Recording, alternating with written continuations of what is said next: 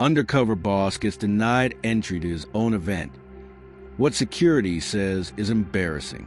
The man stood at the edge of the red carpet, the wind catching the corner of his blazer as cameras flashed just feet away from where he was being blocked. A velvet rope swung gently between him and the glass doors, guarded by a man half his age, eyes sharp, voice flat. "Sorry, sir, this is a private event." The irony choked the air, because the man they were refusing entry to was the very reason the event existed. He didn't argue, didn't raise his voice. He simply adjusted his collar and stepped back into the shadows, blending in with the crowd. To them, he was just another well-dressed man who didn't make the list. His name was Ellis Monroe, 54, CEO of one of the fastest-growing hospitality firms in the country. But tonight, he wasn't here as Ellis Monroe.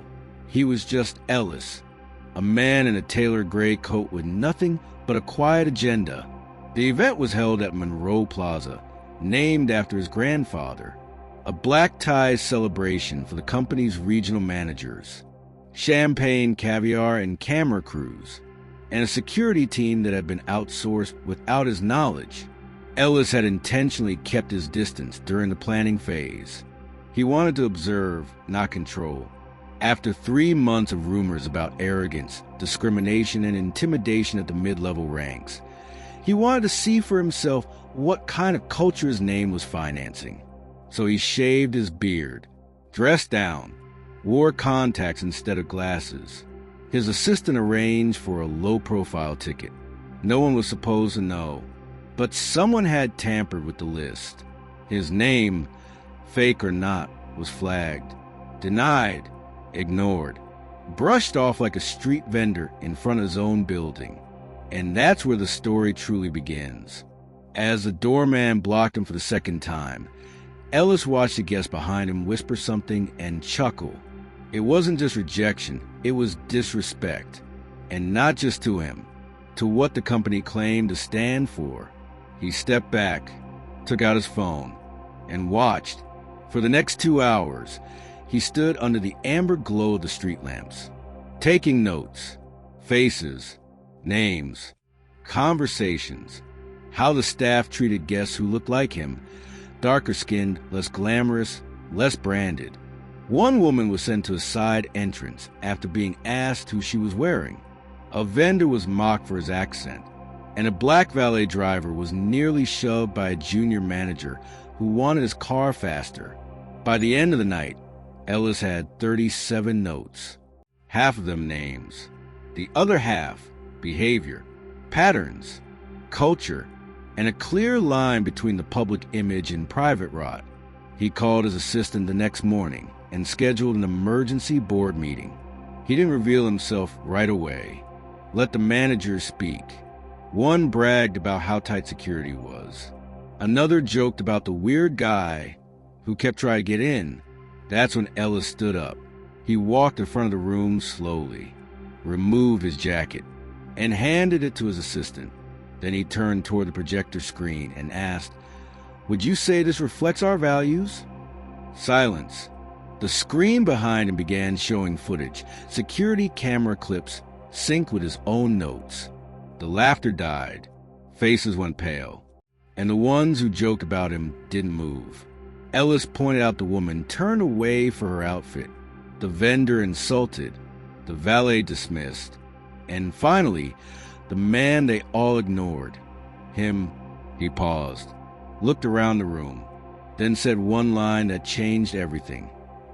"If I can't walk into a building with my name on it without being judged, how do you treat the people with nothing?" The fallout was immediate. 3 mid-level managers suspended, the head of security replaced. Every guest at that event got a letter of apology, but Ellis wasn't done. He launched an anonymous review system. Every employee, from janitor to director, could report treatment or discrimination without fear. Monthly forums were added. Inclusion training wasn't optional anymore. It was enforced from the top.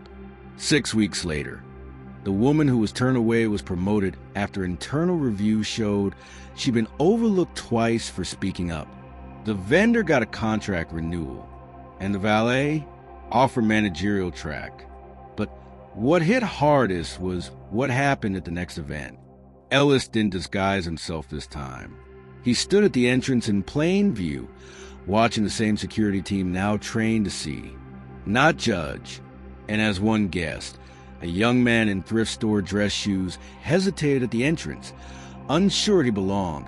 A security guard opened the rope with a smile and said, "You're exactly who this event is for." Ellis smiled, because it wasn't just about being seen. It was about making sure nobody else was invisible again. Behind closed doors, more changes were underway. Ellis met privately with the company's diversity council. He asked them to review not just hiring and promotions, but how people were heard, not recorded, not tolerated, but respected. One member shared a story about a part-time housekeeper who had quietly left 6 months earlier. She was ignored in meetings, her complaints dismissed. Nobody noticed when she walked out, until Ellis asked about her. Her name was Clarice. He tracked her down personally, offered her a role in the advisory board. She cried when she read the letter, not because of the job, but because someone finally noticed she had left. Ellis told his team that if this company was going to carry his name, it would carry his integrity too. Publicly, the story didn't go viral. Ellis didn't want it to, but internally, it changed everything. People started showing up differently, a shift in tone, a culture of accountability. The managers who once ignored issues now led town halls. Staff were asked not what do you do here, but how are you treated here?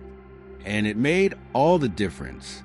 Ellis often returned to that same plaza, not in a suit, not with cameras, just with coffee in hand, watching, listening, making sure nobody else had to prove their worth just to walk through a door. Because the lesson wasn't just about being denied entry. It was about how easy it is to deny someone's humanity when you forget to look up. That's what the guard said that night when questioned. He just looked regular, didn't think he was someone. That sentence was written into the next company memo, with one line bolded at the bottom. Everyone is someone, and in a world where power often speaks loudest, Ellis learned something deeper. Sometimes the most powerful thing you can do is listen quietly, especially to the people no one else hears, because that's where the truth lives. That's where change begins. And that's where the story ends. Or maybe just begins again. He didn't flinch when the crowd quieted, when the woman's voice cracked through the speakers announcing his name, not realizing he was a man standing outside the venue's back gate being told to step aside. The security guard's hand hadn't dropped from his holster. "I already told you," he repeated, his tone sharper now. "This entrance is for authorized staff only. No exceptions." The irony hung thick in the air, unnoticed by the man in the vest and earpiece. Because the man he'd just dismissed, Leonard Kane, wasn't just authorized. He owned the entire company hosting the gala. And now, the man who signed every paycheck, approved every security policy, and funded the scholarships they were celebrating, stood quietly in the alley behind the stage, held back by his own system. Leonard kept his face neutral, but his heart was thudding with the slow burn of recognition. He had wanted anonymity. He'd come in disguise. No tailored suit, no limo, just a rideshare jeans and a faded baseball cap pulled low. He hadn't expected a red carpet, but what he never anticipated was humiliation. "Sir," the guard said again, exasperated. "Step back, or I'll have to call someone." "Please do," Leonard said quietly. The guard frowned, his hand moving toward his radio, pausing just long enough for Leonard to add, "And when you do, tell them this is Leonard Kane, founder, CEO, and the reason this event exists." The silence hit first, then the slight twitch in the guard's jaw, then the laugh, a short, nervous one, as if Leonard were joking, but his face didn't change. That's when the guard took a step back, reached for his earpiece, whispered something, turned his back. "Wait here." Leonard waited, not because he had to, but because now he wanted to see how far the rot had spread. The very people hired to protect the company's image had just pushed its creator into a shadow, and from the way the man flinched at his name, it was clear this wasn't a misunderstanding. This was policy. Inside the venue, the lights dimmed as a young woman in a flowing navy dress took the stage. She held a crystal award in shaking hands. "This award," she said into the mic, her voice trembling, "was made possible by Mr. Kane's foundation. I've never met him, but I want to say thank you." Leonard listened from behind the gate. He could hear the echo of her voice, the applause, and just as the first cheer rose, the gate finally creaked open. A different man now stood there, nervous, mid-30s, thin, clipboard tucked tight to his chest. "Mr. Kane, I am so sorry," he stammered. There's been a mix-up." "No," Leonard said, stepping past him. "There's been a mirror, and now I see everything clearly." He didn't ask for the man's name, didn't stop to hear excuses. He walked straight through the back corridor, into the heart of the celebration, past the cameras, the catered platters, the scripted smiles, and stepped onto stage just as the next presenter was about to speak. A hush fell again. People turned, and the woman with the award gasped, "Mr. Kane?" Leonard didn't take the mic. He just looked around, saw faces he didn't recognize, suits and executives who'd never once walked through the training kitchens, leaders who gave orders from boardrooms, not break rooms. And then, finally, his voice cut through the silence. "I came tonight to see how far we've come," he said. "But what I've seen instead is how far we've drifted." Cameras blinked, heads tilted. He pointed toward the back of the room. "I wasn't allowed in, denied by my own team, not because I was hostile, not because I was dangerous, but because I didn't look the part. And if that can happen to me, imagine how many others we've turned away." Murmurs spread. The woman in the navy dress lowered her award, her eyes wide. The man with the clipboard had frozen in the corner, and the original guard, gone, vanished behind the curtains. Leonard scanned the room. "When I built this company," he continued, "I wanted it to be more than a brand. I wanted it to be a standard, a place where hard work mattered more than appearances, where humility wasn't punished, where the past didn't dictate the future.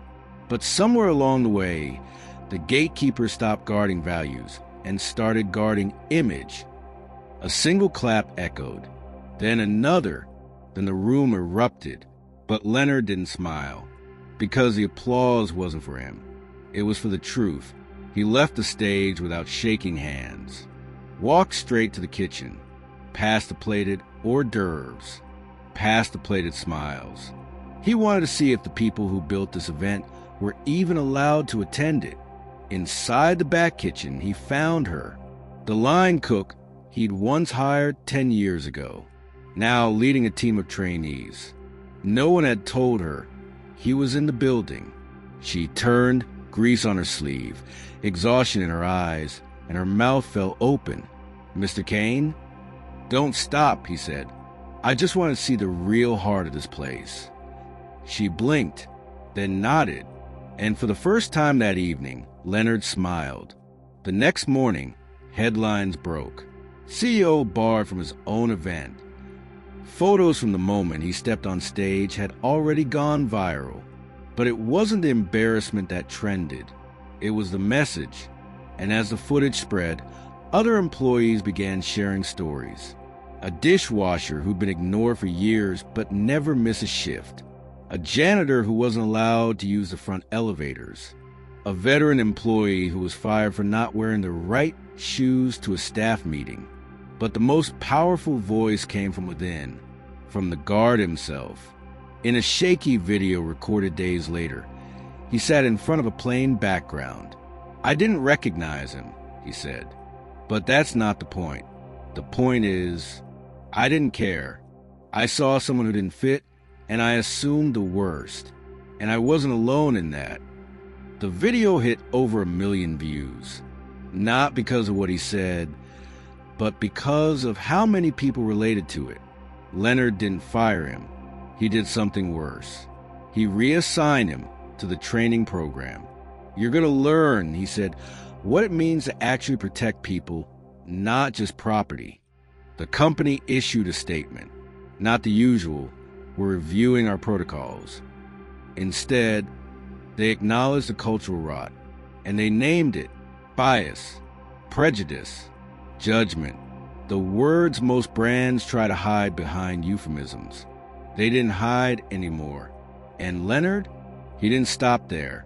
He launched a new initiative, Backdoor Voices, a platform for staff to anonymously report discrimination, a direct line to the top. No middlemen, no filters, just truth. 6 months later, the event returned. Same venue, different rules. No VIP entrances, no dress code for staff. Everyone was welcome at every door.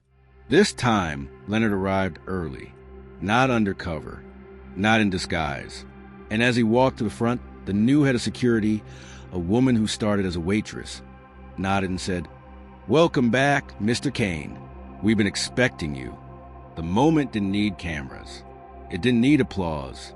It just needed truth. Because real change doesn't come from outrage. It comes from clarity, from looking at the system you built, and tearing down what no longer serves the people inside it. So the next time someone tells you you're not dressed right, not polished enough, not authorized, remember Leonard Kane, the man who built the palace and was turned away at its gate, and who turned that gate into a door for everyone who came after him. If this story moved you, don't just watch and walk away. Share it. Talk about it.